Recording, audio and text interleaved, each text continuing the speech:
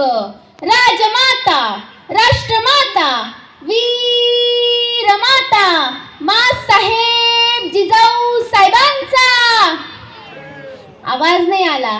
माँसाहेब जिजाऊ साहेबांचा याला म्हणतात आवाज. महाराज बुद्धिवंत, शास्त्रवीर, मुघल संहारक, गणपती, भूपती, प्रजापती, अश्वपती, जळपती, सुवर्णरत्न श्रीपती, अष्टावधान जागृत, अष्टप्रधान वैष्ठित, न्यायालंकार मंडित, शास्त्रास्त्र शस्त्र पारंगत, राजनीती धुरंधर, प्रौढ प्रताप पुरंदर, क्षत्रिय कुलावतंस, महाराजाधिराज, योगीराज, श्रीमंत योगी, छत्रपती श्री श्री श्री शिवाजी महाराजांचा, छत्रपती शिवाजी महाराजांचा. महाराज बुद्धिवंत, शास्त्रवीर, मुघल संहारक, धर्मशास्त्र मंडित, ज्ञान गोविंद, सर्जा, रण धुरंधर, स्वराज्य रक्षक, छत्रपती संभाजी महाराजांचा, छत्रपती संभाजी महाराजांचा. प्रतिपश्चंद्र लेखेव वर्धिष्णुर विश्ववंदिता शाह सुनोसिवसेशा मुद्रा भद्राय राजते. याचा अर्थ प्रतिपदेच्या चंद्र कोरीप्रमाणे वाढत जाणारी आणि विश्वाला वंदलेली अशी शहापुत्र शिवरायांची ही राजमुद्रा लोककल्याणासाठी शोभते. आणि अशा लोककल्याणकारी राजाला माझा मानाचा मुजरा, माझा मानाचा मुजरा. इंद्रजिमी जांबपर, बाणवसु अंबपर, रावण सदंबपर, रघुकुल राज है. पौन पारी बाह पर, संभुरती नाह पर, जो सहस बाह पर, राम विजराज है. दावा दुमदंड पर, चीता मृगझुंड पर, भूषण वितुंड पर, जैसे मृगराज है. तेजतम अंश पर, कन्नजिमी कंस पर, त्यो मलिच्छ वंश पर, शेर शिवराज है. जय भवानी, जय भवानी. नमस्कार, मी कुमारी खुशी वैशाली रवींद्र पाटील, नूतन माध्यमिक विद्यालयातील इयत्ता 11वीची विद्यार्थिनी आपल्या समोर शिवकालीन स्त्री प्रतीचा सन्मान हा विषय घेऊन आलेली आहे. चला तर मग करूयात सुरुवात. खरं तर सुरुवात कुठून करावी?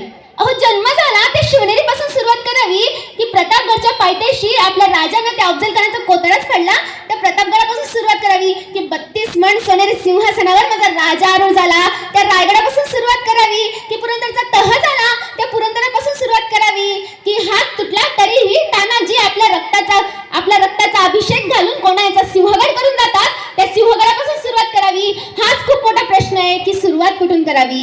कारण छत्रपती शिवाजी महाराज हे केवळ नाव नाही, छत्रपती शिवाजी महाराज हे केवळ शब्द नाही, तर छत्रपती शिवाजी महाराज हाच हिंदवी स्वराज्याचा मंत्र आहे. आणि आज याच मंत्रामुळे तुम्ही सर्व निमगुळवासी इथे उपस्थित राहिला आणि तेव्हाच कुटवण या निमगुळ गावाच्या या शाळेच्या मैदानावर तुम्ही सर्व मला ऐकू शकतात आणि मी तुमच्या समोर बोलू शकते. तेव्हाच कुटवण एक वेळचा प्रसंग आहे ज्यावेळी शुभा राजा अवघे 15 वर्षांचे असतात. 15 वर्षांच्या शुभांकडे एक शेतकरी येतो.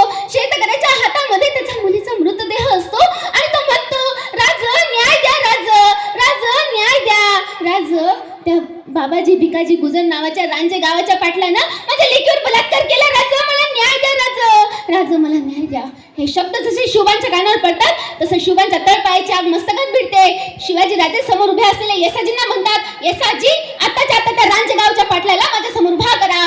तसं येसाजी घोड्यावरती डाब मारतात जातात त्या रांजाच्या पाटलाला म्हणतात, चला उमासनी राजांचा बलावा आहे, आताच्या तिथं उभं राहायला सांगितलं आहे, चला पाठदिशी. तसं तो रांजेगावचा पाटील अत्यंत गुरमीत असतो. तो म्हणतो, जा तिकडे, मला नाही यायचं, मी काही ओळखत नाही तुमच्या राजाला, जा सांगा म्हणा तुमच्या राजाला. तसं येसाजी घडलेला प्रकार शुभांना सांगतात. शुभा म्हणतात, अहो येसाजी, तुमच्या कमरेची तलवार काही शोभेची वस्तू होती का? जा आणि त्या रांजेगावच्या पाटलाला माझ्या समोर उभा करा, त्याच्या हात पाय बांधून त्याला माझ्या समोर उभा करा. तसं येसाजी त्या रांजेगावच्या पाटलाचे हात पाय बांधून त्याला राजांसमोर उभा करतात. राजे त्याला विचारतात, काय या मुलीवर अत्याचार केलेत तुम्ही? तसं तो रांजेगावचा पाटील म्हणतो, वय केलाय, काय कराल तुम्ही? तसं तसं 15 वर्षाचे शिवाजी राजे शिक्षा देतात. शिक्षा काय देतात? जे हात माझ्या स्वराज्यातील स्त्रीच्या पदराला लागले ते हात आताच्या आता कलम करा. ज्या पायांनी माझ्या स्वराज्यातील स्त्रीला पळवून नेलं ते पाय आताच्या आता छाटून टाका. या रांजाच्या पाटलाचा चौरंगा करून टाका. असा आदेश 15 वर्षाचे शिवाजी राजे देतात आणि या आदेशांचं पालन सुद्धा होतं. हे सर्व माँसाहेब बघत असतात.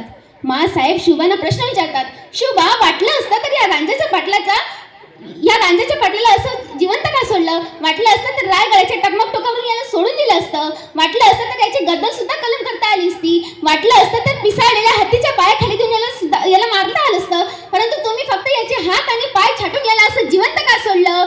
तसं 15 वर्षाचे शिवाजीराजे म्हणतात, माँसाहेब, आम्ही या रांजाच्या पाटलाला यासाठी जिवंत सोडलं कारण पुन्हा जर कुणी माझ्या स्वराज्यातील स्त्रीकडे वाईट नजरेनं बघण्याचा प्रयत्नही करेल तरी त्याला हा जिवंत रांजाचा पाटील सदैव आठवणीत राहील. म्हणून या रांजाच्या पाटलाला असा जिवंत सोडला. ऐसा राजा होणे नाही कारण ज्यावेळी शाहिस्ताची बोटं छाटली होती त्यावेळी तो सैरावेळा धावत पळत सुटला होता. त्यावेळी त्याची बहीण येते आणि ती म्हणते, हुजूर गदब हो गया, वो दुश्मन सिवा मेरी बेटी को उठा कर ले गया. तसं तो शाहिस्ता म्हणतो, अरे पगली, अरे चुप कर पगली, वह सिवा किसी की उंगली काट सकता है, वह सिवा किसी की गर्दन मार सकता है, लेकिन वह सिवा किसी पराई औरत या लड़की पर हाथ नहीं डाल सकता. ऐसा राजा होणे नाही कारण शत्रूलाही माहिती होतं की परस्त्री माता भगिनी समान मानणारा हा शिवबा राजा कधी कोणत्या परस्त्रीवर हात टाकणार नाही कारण हे जिजाऊंचे संस्कार नाहीत. ऐसा राजा होणे नाही. हो, आज आम्ही बाहेरच्या राजांचे महाल बघतो. बघा, बाहेरच्या राजांचे महाल किती सुंदर आहेत, पण आपल्या राजांनी एक सुद्धा महाल बांधला नाही. हो, आपल्या राजांनी 392 गड किल्ले बांधले, पण ते गड किल्ले सुद्धा आज पडायच्या अवस्थेत आले. बाहेरच्या राजांनी त्यांचे सुंदर महाल बांधले आणि त्या सुंदर महालांमध्ये बायका नाचवल्या आणि आपल्या राजांनी 392 किल्ले बांधले आणि 392 किल्ल्यांच्या आधारावर इथल्या लेकी बाया वाचवल्या. यत्र नारेस्तु पूज्यते, म्हणून आपल्या राजांनी एक सुद्धा महाल बांधला नाही. पण तरीही आज आम्हाला लेकी बायांना असा प्रश्न पडत असतो की खरोखरच आज छत्रपतींच्या स्वराज्यामध्ये या वास्तवामध्ये प्रत्येक स्त्री सुरक्षित आहे का? तर त्यांना मला सांगावंसं वाटतं की स्त्री सुद्धा एक मनुष्य असते, तिला पण तिचे आयुष्य असते. तिडवली तर नागिन असते, डिवचली तर वाघीण असते. तान्या बाळाची नीज असते, कडाडली तर वीज असते. आणि बरं का, तिच्याच गर्भात साऱ्या देशाच्या भविष्याचं बीज असते. होय, ती स्त्री असते. आज जर प्रत्येक स्त्रीने हे ओळखलं ना तर खरोखरच छत्रपती शिवाजी राजांचे विचार प्रत्येका घराघरापर्यंत, प्रत्येका मुलीपर्यंत आणि प्रत्येका स्त्रीपर्यंत पोहोचले असं म्हणता येईल. मला इथे आयोजकांनी, निमगुळच्या शिवजयंती समितीच्या आयोजकांनी इथे बोलण्याची संधी दिली आणि आमच्या नूतन शाळेचे बागल सर, त्यांच्या अनुषंगाने मला इथे बोलण्याची संधी मिळाली. त्याबद्दल मी त्यांच्या सर्वांचे आभार मानते. आणि शेवटी इथे उपस्थित सर्व माता भगिनींना मला एवढंच सांगावंसं वाटतं की तलवारीपेक्षा तीक्ष्ण तुझ्या या नजरेची धार आहे. दुबळी समजू नको स्वतःला, तू जिजाऊंची लेक आहेस. जय भवानी, छत्रपती शिवाजी महाराज.